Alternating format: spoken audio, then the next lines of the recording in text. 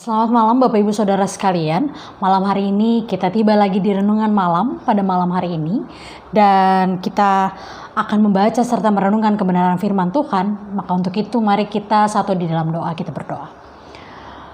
Bapa yang baik, Bapa yang bertata dalam kerajaan surga, kembali kami datang kepadamu mengucap syukur atas segala berkat dan kasih sayang Tuhan dalam kehidupan kami. Bersyukur hingga pada di malam hari ini Tuhan masih mengaruniakan kepada kami nafas kehidupan dan kebaikan pada setiap kami. Allah yang baik, kami akan membaca dan merenungkan kebenaran firman-Mu. Bersabdalah kepada kami karena kami anak-anak-Mu sudah sedia untuk mendengarkannya. Di dalam nama anak-Mu yang terkasih Tuhan kami Yesus Kristus, kami berdoa dan mengucap syukur. Amin. Ya, Bapak Ibu Saudara sekalian, bacaan Alkitab kita diambil dari Injil Tuhan kita Yesus Kristus menurut Matius, pasalnya yang ke-12, ayatnya yang ke-38, yang menyatakan, pada waktu itu berkatalah beberapa ahli Taurat dan orang Farisi kepada Yesus, "Guru, kami ingin melihat suatu tanda daripadamu." Tetapi jawabnya kepada mereka, "Angkatan yang jahat dan tidak setia ini menuntut suatu tanda, tetapi kepada mereka tidak akan diberikan tanda selain tanda Nabi Yunus. Sebab seperti Yunus tinggal di dalam perut ikan 3 hari 3 malam, demikian juga Anak Manusia akan tinggal di dalam rahim bumi 3 hari 3 malam.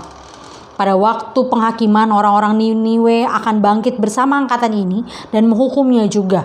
Sebab orang-orang Niniwe itu bertobat setelah mendengar pemberitaan Yunus, dan sesungguhnya yang ada di sini lebih daripada Yunus.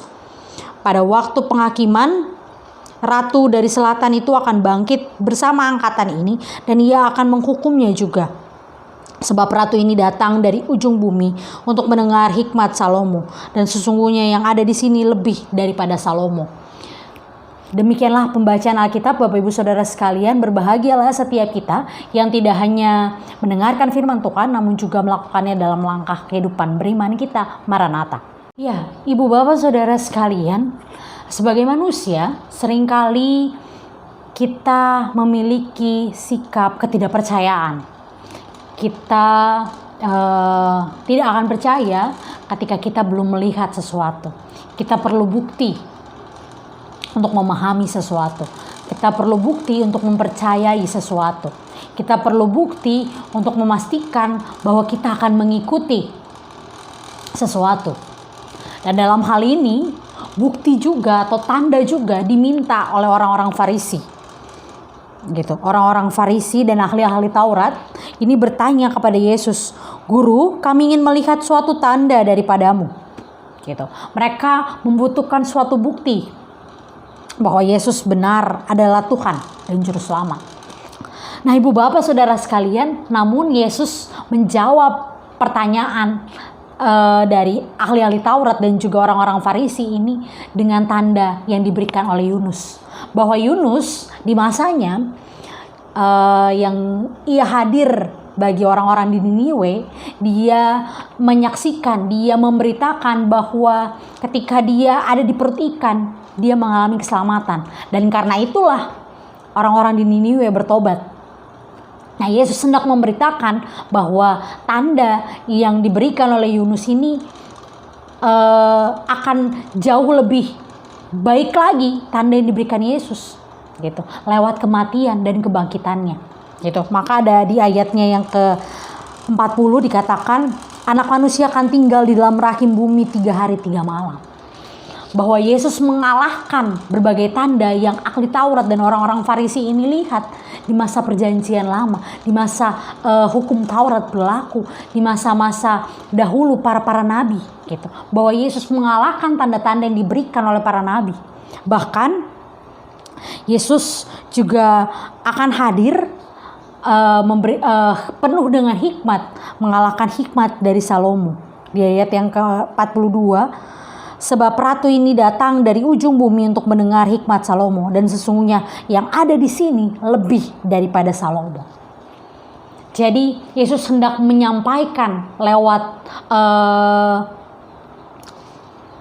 apa yang dia sampaikan ini kepada ahli Taurat dan orang Farisi, bahwa ia hadir bukan memberikan tanda seperti yang diberikan oleh Yunus maupun hikmat yang diberikan oleh Salomo, tapi dia hendak memberikan hal yang lebih, memberikan tanda yang lebih berupa penyelamatannya bagi umat manusia lewat karya penyelamatannya. Itu yang harus umat percayai, gitu. Nah, ibu bapak saudara sekalian, sebagai manusia kita seringkali hendak memahami Yesus, hendak memahami karya Roh Kudus, hendak memahami Allah secara logika berpikir kita. Seperti halnya orang-orang Farisi dan juga ahli-ahli Taurat ini. Kita hendak memahami Tuhan dengan akal pikiran kita. Nah, malam hari ini kita hendak diingatkan bahwa kita tidak dapat memahami Tuhan dari apa yang kita pikirkan, dari apa yang kita nalarkan, gitu. Yesus melampaui segala hal tersebut. Yesus melampaui segala nalar yang bisa kita berikan, bahwa Yesus akan menyelamatkan kehidupan kita, bahwa ketika kita mengalami kesedihan, ketika kita mengalami kerapuhan, ketika kita mengalami penderitaan sekalipun, dan ketika kita saat ini menanti-nantikan akan kedatangannya kembali, kita tidak dapat memahami Yesus dengan akal pikiran kita. Tapi dengan iman dan percaya kita dapat memahami Yesus. Kita dapat memahami Yesus yang bertahta. Kita dapat memahami Yesus yang adalah Tuhan dan Juru Selamat kita. Tapi ibu bapak saudara sekalian, sebelum Yesus datang kembali, hal yang ia minta, seperti apa yang diberikan tanda lewat Nabi Yunus kepada orang-orang Niniwe, Tuhan juga memerlukan, Tuhan juga menginginkan setiap umatnya untuk mengalami pertobatan. Dan itu semua dilakukan karena Yesus. Karena Yesus telah menyelamatkan kehidupan para umatnya, maka para umat juga diminta untuk bertobat, untuk hidup berbalik, untuk hidup sesuai dengan kehendak Tuhan, untuk hidup menuruti apa yang Tuhan inginkan.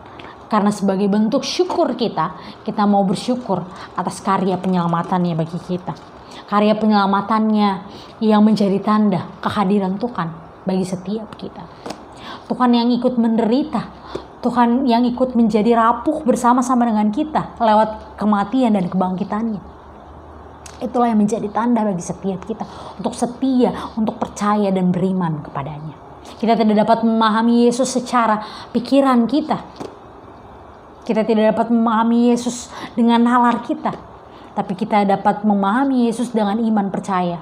Bahwa apapun yang kita jalani sekarang, penderitaan yang kita alami saat ini, itu semua juga dirasakan oleh Yesus.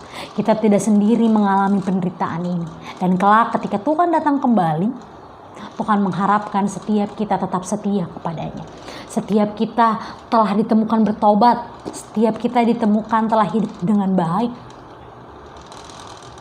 Karena Tuhan sudah memberikan tanda lewat karya penyelamatan bagi setiap kita.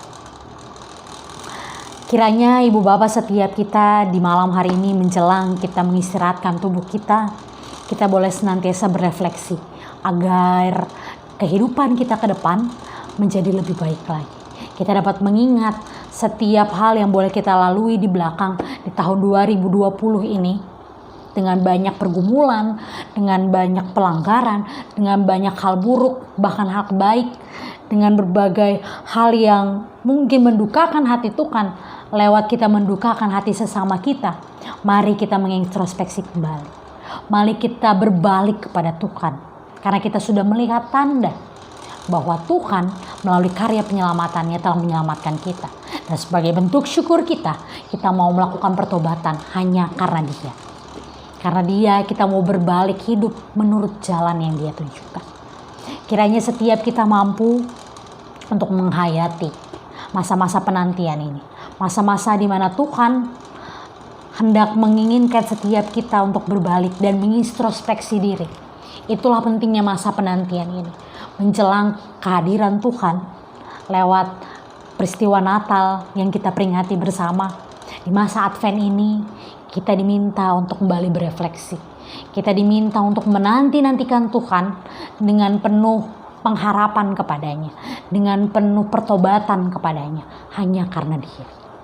Tuhan memampukan dan menyertai setiap kita untuk hidup menurut jalan yang Tuhan kehendaki. Karena Tuhan sudah memberikan tanda lewat karya penyelamatannya bagi setiap kita. Tuhan memampukan dan menyertai setiap kita. Amin. Bapak Ibu, mari kita satu di dalam doa. Bapa yang baik, Bapa yang bertata dalam kerajaan surga, kembali kami datang kepadamu. Mengucap syukur atas segala berkat dan kasih sayang Tuhan dalam kehidupan kami. Terima kasih Tuhan untuk firman-Mu pada malam hari ini yang boleh mengajarkan setiap kami untuk hidup dalam pertobatan. Untuk hidup dengan iman percaya kepadamu. Bukan memahami Engkau secara pikiran kami, bukan memahami Engkau lewat nalar kami, tapi kami mau mengimani Tuhan yang mampu melakukan karya penyelamatan bagi setiap kami umat-Mu yang berdosa. Tuhan, terima kasih untuk firman-Mu. Kiranya dalam setiap langkah kehidupan beriman kami di masa Advent ini, kami dapat menanti-nantikan Tuhan senantiasa dengan hidup berintrospeksi dan juga melakukan pertobatan hanya karena Engkau.